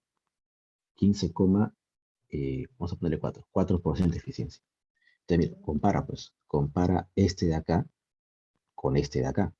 Esta es la eficiencia de la máquina, esta es la eficiencia para este ciclo, ¿no? Para este ciclo. Pero compara esta eficiencia con esta eficiencia. Claro, claramente la eficiencia de Carnot es mayor. ¿Por qué? Porque estoy comparando entre dos temperaturas fijas, TC y TH. El ciclo de Carnot me da esta eficiencia. Cualquier otro ciclo que tú coloques acá entre estas mismas temperaturas te va a dar una eficiencia menor a la de Carnot entre estas dos temperaturas. ¿Ya? Esa es la idea. Ahora, volviendo aquí al otro ejemplo, también hemos hecho un caso para acá, ¿no? Esta de acá, esa pregunta de la parte D quedó pendiente también, ¿no? Calcula la eficiencia térmica de la máquina, de este ciclo, y compárala con la máquina de Carnot, y compara entre T1 y T2, ¿no? Ahora vamos a copiar ese gráfico. A ver.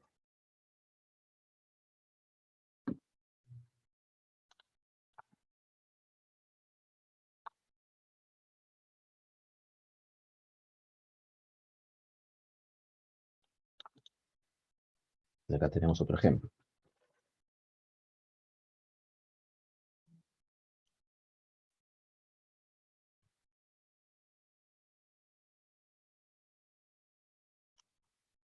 Aquí el ciclo más o menos era así. Presión, volumen, ¿no? Aquí tenemos un ciclo isométrico o isócoro, luego hay un isobárico y luego un adiabático. Ahí está. A ver, ¿cuánto era ahí los valores? A ver, 600 Kelvin, 300 Kelvin, 492 Kelvin. Acá tenemos 600 Kelvin, 300 Kelvin acá, y aquí 492 Kelvin, ¿no? A ver, con eso es suficiente para que tú puedas encontrar el ciclo de Carnot, la eficiencia de Carnot, ¿no? Tú sabes porque acá, por aquí ver un isoterma, pasa así. Aquí tenemos otro isoterma, que pasa así. Y aquí tenemos otro isoterma. Recuerda que la diabática tiene más pendiente que el isoterma, por eso es que se dibuja así. Nota claramente aquí este es mayor que esta. Entonces, básicamente las temperaturas aquí, el 300 sería la temperatura fría, ¿no? Y 600 sería la temperatura caliente. Con eso es suficiente. Y no tiene, para el Carnot, no tienes que calcular nada más, ni calor ni nada, porque solamente basta con la temperatura mínima y la temperatura máxima. Eso, tu único trabajo sería saber y encontrar esas temperaturas. Entonces aquí la eficiencia de Carnot sería 1 menos temperatura fría, 300. Temperatura caliente, 600. Sale un medio, ¿no? Esto sería 50% de eficiencia. La eficiencia de Carnot para esta máquina. Si es que fuera un ciclo de Carnot, no. O sea, si en lugar de ciclo yo reemplazo, como estaba ahí el procesador, y entonces, si en lugar de esta máquina, ¿no? Yo reemplazo ese ciclo y colocara uno de Carnot entre esas dos temperaturas, ¿ya? La eficiencia de Carnot sería 50%. Ahora, ¿cuánto sería la eficiencia de esta máquina? Eh, Esa es la de Carnot, esa es la idealizada, digamos, la reversible. Pero si quiero calcular la eficiencia de ese ciclo que estamos dando ahí, ¿cuánto sería? Pues obviamente la eficiencia de este ciclo ya tiene que ser menor que la de Carnot, necesariamente. Y creo que con los cálculos que hemos hecho ya podemos encontrar esa eficiencia, ¿no? Ahora, aquí tengo que ir al calor, ahí no hay otra, tengo que ir a los calores necesariamente, en cada uno.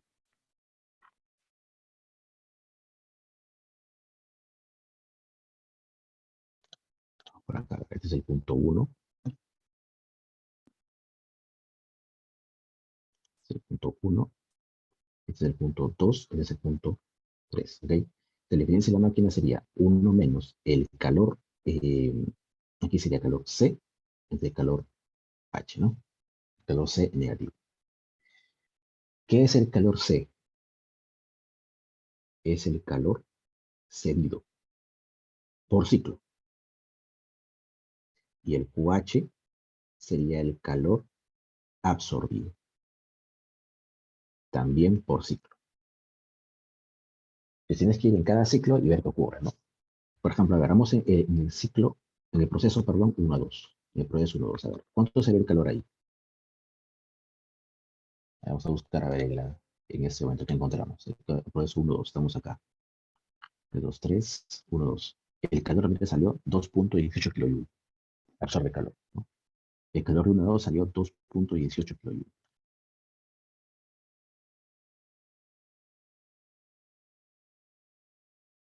2.18 kJ. Luego vamos al caso ahora 2 a 3. El calor 2 a 3. ¿Cuánto salió ahí? 2 a 3. El calor es cero, adiabático, cero. Claro, es un proceso adiabático. Efectivamente tiene que salir cero.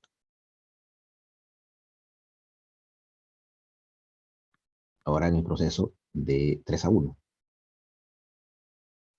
El calor en el proceso 3 a 1.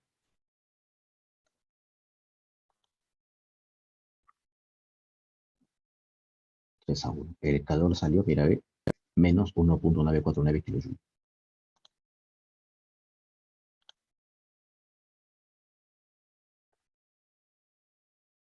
Menos 1.949 kilojoules. Ahí está. Entonces aquí tú puedes ver claramente que este de acá, como este cero, ¿no es cierto? En este caso, en el proceso 1 a 2 es donde el sistema recibe calor. Ese calor que recibe, ese calor QH. ¿Y dónde lo pierde? En 3 a 1, acá. Puse. Aquí el calor es cero. Entonces la eficiencia de la máquina sería 1 menos el grado absoluto del calor que pierde. Acá sería 1.949.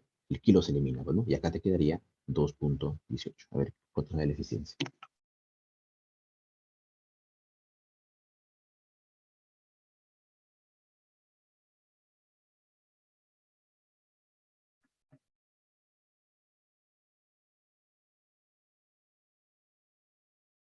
Bueno, hagan el cálculo acá. Esto le va a salir 10.6% más o menos. Y efectivamente, pues tiene que ser menor que la de Carnot.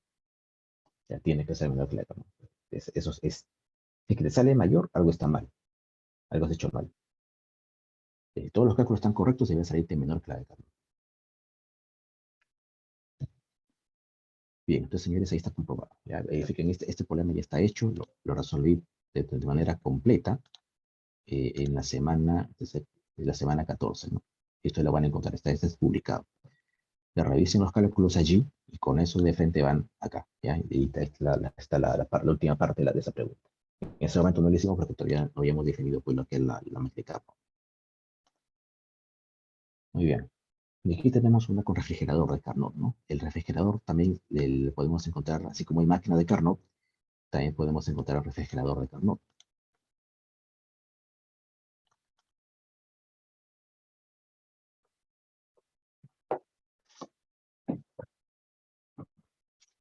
Ahí dice, a ver, cierta marca de congelador afirma en su publicidad que sus productos utilizan 730 kilowatts por hora al año. Suponiendo que el congelador opera durante 5 horas al día, ¿cuánta potencia requiere mientras está operando? Ya esa es la primera parte. Luego te dice, si el congelador mantiene su interior a una temperatura de menos 5 grados centígrados en una habitación de 20, ya tú ya sabes qué significa eso, ¿no? ¿Cuál es el máximo coeficiente de rendimiento teórico? Ya aquí te das cuenta que es de Carnot, porque está pidiendo máximo coeficiente de rendimiento teórico. Ya básicamente está pidiendo la eficiencia de Carnot, la máxima teórica. Y sé cuál es la máxima cantidad teórica de hielo que este congelador puede hacer en una hora, ¿no? Si comienza con agua a 20 grados centígrados. Entonces, a ver, empecemos así respondiendo la primera parte, ¿no? La parte A. Primero, en un año, ¿cuántas horas tienes en un año? ¿No? Porque, bueno, eh, a ver, energía te dice, sino, ¿cuánto consume de energía? A ver, lo que te dice que la publicidad, ¿no? Son 730 kilowatts por hora. Y aparte es al año. Y dice que el congelador trabaja, el congelador opera solamente dice 5 horas por día. Entonces, en un año, ¿cuándo tendríamos? Tendríamos, mira, aquí nomás, ¿ah? Si opera 5 horas por día, ¿cuántas horas opera en el año? Entonces sería 5 horas por día, multiplicamos por el año pues que tenemos 365 días, ¿no? Ahí se va el día, multiplica 5 por 35. Eso sale 5 por 5, a ver, 25, 32, 15, 3, ¿no? 1825, ¿eh? 1825 horas. Eso es lo que tendríamos ahí, en un año. Entonces, ¿qué te pide la parte A? ¿Cuánta potencia requiere mientras operando?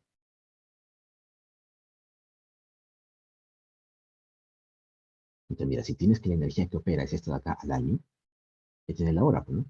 De esa energía y que tienes el tiempo. Poder es unidad de energía. Watt por hora de energía, ¿no? Entonces aquí tú ves que la energía que requiere para operar sería la potencia, que es 730 kilowatts, al multiplicarlo por, esa se hace energía. Aquí sería potencia, sería esta energía por unidad de tiempo, que son 1825 horas, que es lo que va a operar la máquina. Se va la hora, y aquí te va a salir cuánto, se nos sale 400 watts. ¿Eh? Ese es lo que entonces la potencia que requiere para operar, 400 watts de potencia. Ahora la parte B dice, si el congelador mantiene su interior a temperatura de -5 en una habitación de 20, ¿cuál es el máximo coeficiente de rendimiento teórico? Ahora, ¿tú te acuerdas cuál era el COP? ¿No? Cuando hablábamos de un congelador, el COP era el coeficiente de performance, el coeficiente de rendimiento. Esto era así, ¿no? Era el trabajo, perdón, era así, era el QC, todo en valor absoluto, ¿no? El QC entre el trabajo, pero también en valor absoluto, ¿no? Y esto al fin y al cabo era el QC entre el trabajo, pero el trabajo aquí era el QH menos el QC. ¿Está bien? Pero tienes que tener en la mente, ¿no? Si no te ubicas, de frente ubícalo aquí. Así, este es el QC, aquí está el QH, perdón, arriba. Las temperaturas, pues, ¿no? Temperatura caliente afuera, temperatura de congelador adentro, TC, frío. Y aquí está el exterior. Sale calor de acá, es el calor QC. Tú le entregas trabajo y lo que sea de medio ambiente es el QH. Es el gramo del congelador.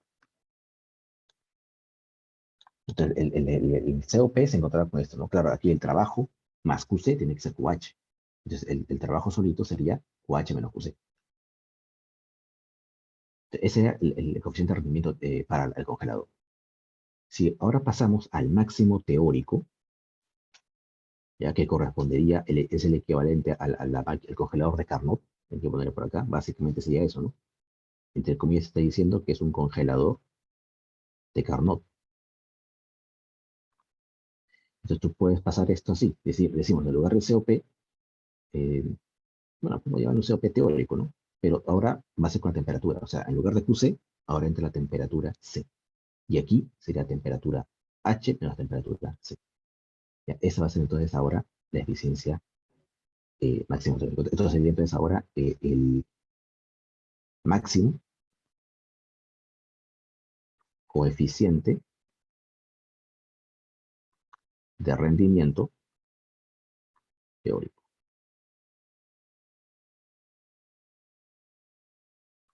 Ese máximo coeficiente de rendimiento teórico. Es lo mismo que el anterior, que el COP que tenías, pero en lugar de calor pasa a temperatura, ¿no? Tal como se hizo pues en el caso de la máquina de Carnot, ¿no? Para cualquier máquina térmica, ¿no? Entonces, ya tenemos ahí el COP. Entonces, tenemos que contar esto, ¿no? ¿Cómo calcula el trabajo? Ese es sencillo, porque ya tienes la potencia, ¿no? Ya tienes la potencia a la cual opera la máquina. Que es el trabajo que hay que hacer, multiplicarlo por el tiempo, ¿no? ¿Y el tiempo cuánto es? Mira, dice ahí la parte B. Si el congelador mantiene el interior a una temperatura T, ¿cuál es el máximo coeficiente teórico?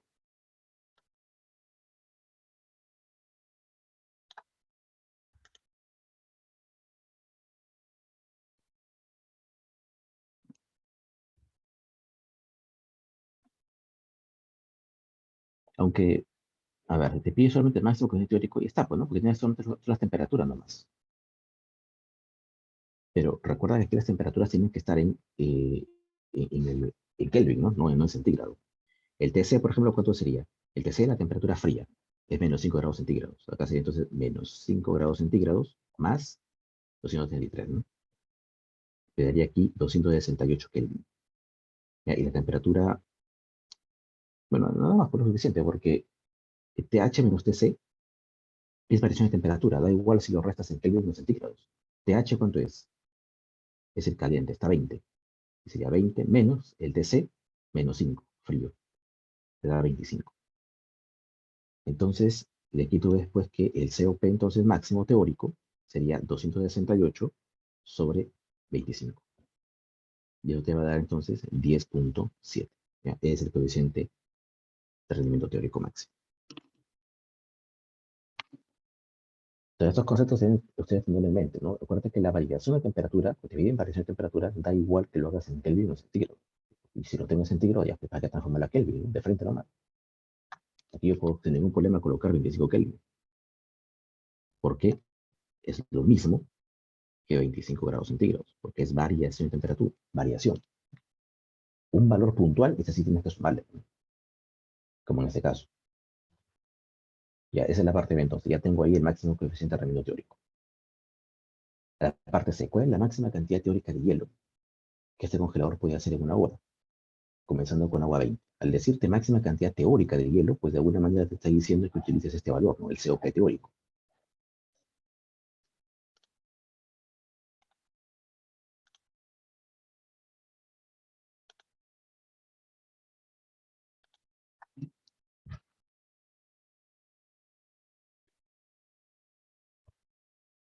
La C.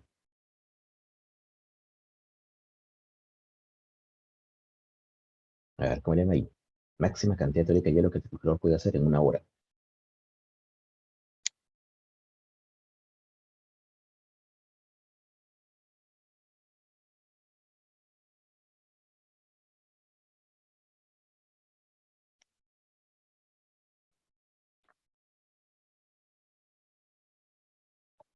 Entonces, si tú quieres, mira, tienes algo así, ¿no? El refrigerador está aquí. Es como delante lo que vimos, ¿no? Menos 5 grados centígrados. Aquí es donde tú vas a colocar el agua. Adentro, aquí está tu agua. El agua la colocas desde afuera, ¿no es cierto? El agua entra con una temperatura.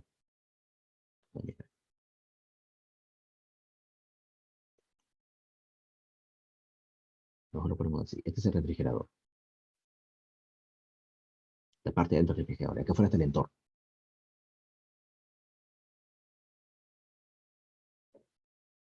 Refrigerador, este es el entorno.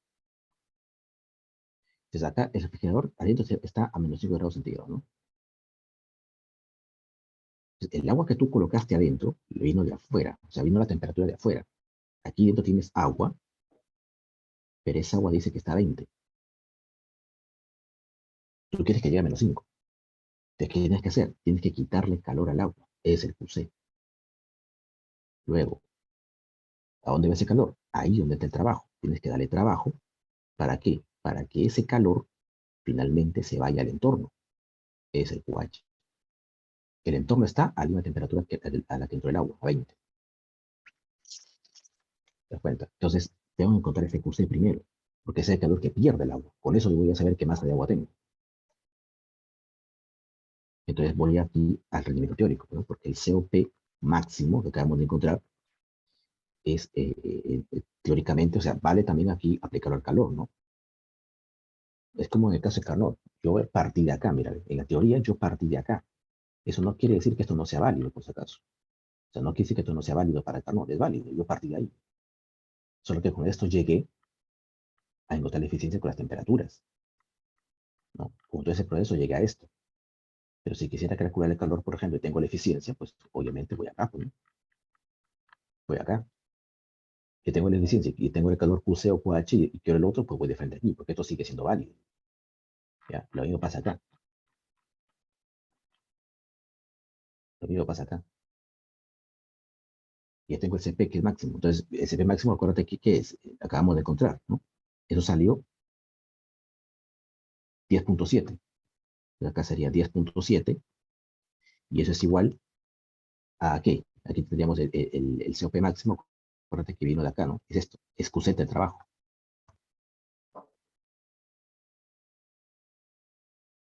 Así. Esta fórmula sigue siendo válida. Ahora tengo que encontrar el trabajo. ¿Cómo encuentro el trabajo? El trabajo es lo que le entregas a la máquina.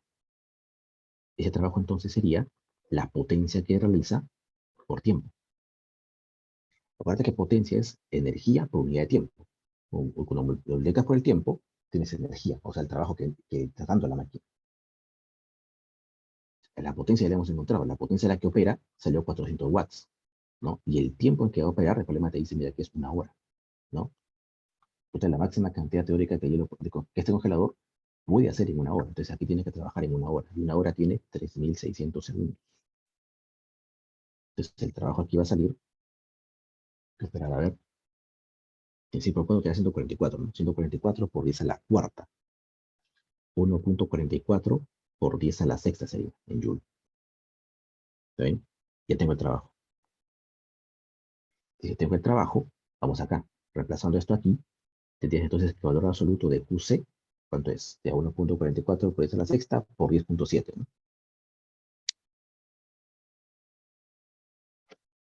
Eso sale más o menos 1.54 por 10 a la séptima.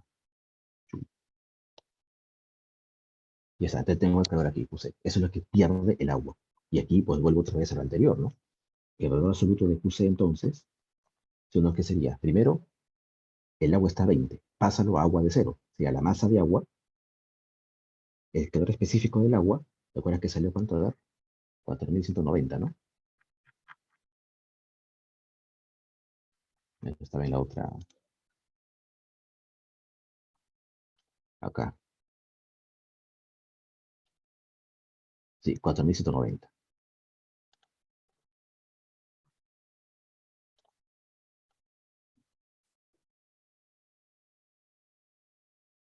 4190. El cambio de temperatura, final menos inicial, ¿no? 20. Mira, le pongo todo valor absoluto, ¿no? Positivo de frente porque es valor absoluto. Acá debe ser negativo, por si acaso. Final 0, inicial 20.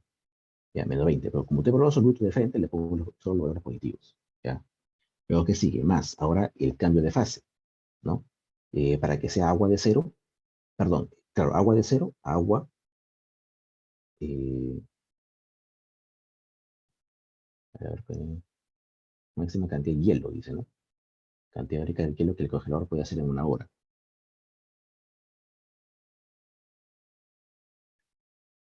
Si te dice máxima cantidad teórica de hielo, no te dice hielo a cuánto, te dice, se me entiende que hielo a cero, ¿no? No te dice que sea hielo de -5, porque hielo ya con cero ya es hielo ya. Entonces aquí solamente bastaría con sumarle la masa con el calor latente de fusión. ¿Cuánto salió eso, de acuerdo? Creo que 3.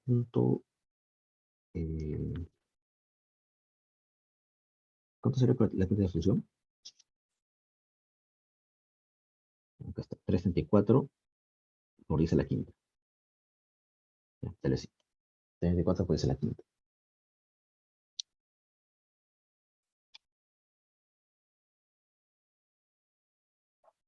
Entonces, con eso, este, tú puedes ahora reemplazar aquí,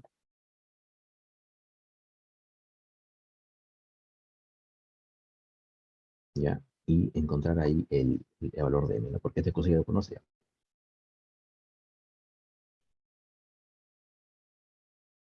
Y aquí todo esto en kilogramos, ¿no? Pero el kilogramo acá, y este también está en joule por kilogramo, joule por kilogramo que Kelvin, presión de temperatura en Kelvin, y todo está bien. Reemplazamos aquí QC, 1.54 por 10 a la séptima, actualiza la masa, multiplica todo esto, y ahí sale. Ya, este me debe salir algo de 36.9 kilogramos. Es la respuesta.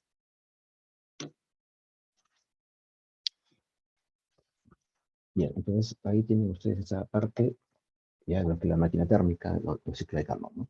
El ciclo de Carnot.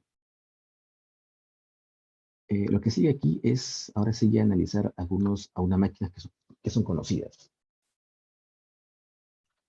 ¿Ya? Y las más conocidas pues son las que, el motor de combustión interna, ¿no? El motor de combustión interna, que tiene un funcionamiento bien interesante, ¿no? A ver, ¿qué dice ahí? El motor de combustión interna, motor de explosión, es un tipo de máquina que obtiene energía mecánica directamente de energía química del combustible que arde dentro de la cámara de combustión. El objetivo aquí es obtener energía mecánica, ¿no?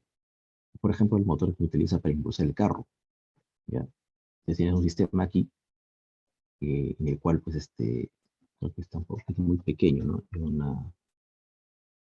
Pero acá se explica mejor. Bueno. Entonces acá tenemos esta cámara, ¿no? Que es una cámara, tiene todo un sistema ahí bien interesante, ¿no? Básicamente es esto, ¿no? Acá está la cámara de combustión, tienes aquí un pistón que se mueve, aquí la bujía, el cilindro, ¿no? Y aquí tienes el cigüeñal, esto va moviendo. Pero todo esto de aquí está impulsado, pues, a un sistema mecánico, ¿no? Y el sistema mecánico es el que eventualmente hace que el carro avance. El motor es básicamente de esto. Entonces aquí lo que ocurre es una serie de pasos, ¿no? Una serie de pasos que vamos a ir viendo, en el cual ingresa, por ejemplo, el gas por acá, ¿no? Aquí tiene dos válvulas. La cámara de combustión tiene dos válvulas que ves acá, ¿no? La válvula de escape, la válvula de admisión se le llama.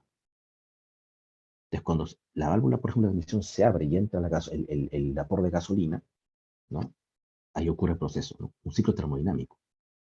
Ya, el motor de combustión interna básicamente es una máquina térmica, donde ingresa el vapor, ¿no es cierto? La sustancia de trabajo, la gasolina, obviamente, ingresa ahí el vapor de gasolina y se le da un ciclo termodinámico, ¿no?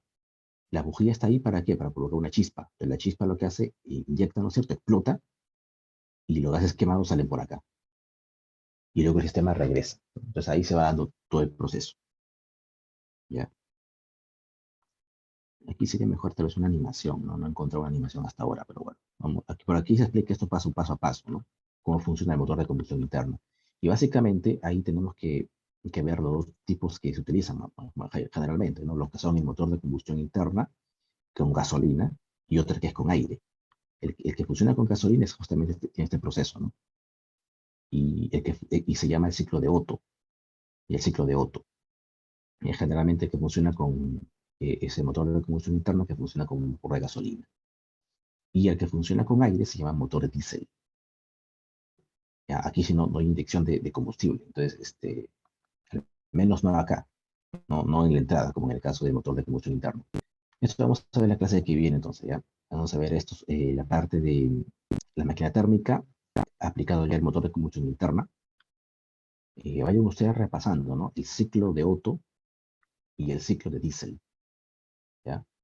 Básicamente vamos a hacer estos dos, por ahorita veamos uno más, pero básicamente va a ser análisis ya de la máquina térmica, que funciona todo lo que hemos aprendido, y lo que quedaría por ver es solamente es entropía, ¿ya? Solamente entropía, lo cual ya la clase que viene terminamos ahí el curso.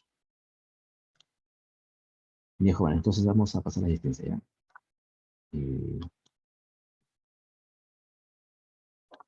A ver, que son pocos ustedes, ¿no? El de la lista no voy a ir colocando, ¿ya? A ver, Mendoza Gallegos, Ramírez Risco, Puerta Mercedes, Ramírez Camargo,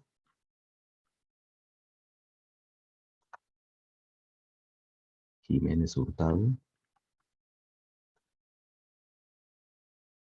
Alcarraz Colca, Agüero Ventura, Villanueva Orellana, Lévano Apari,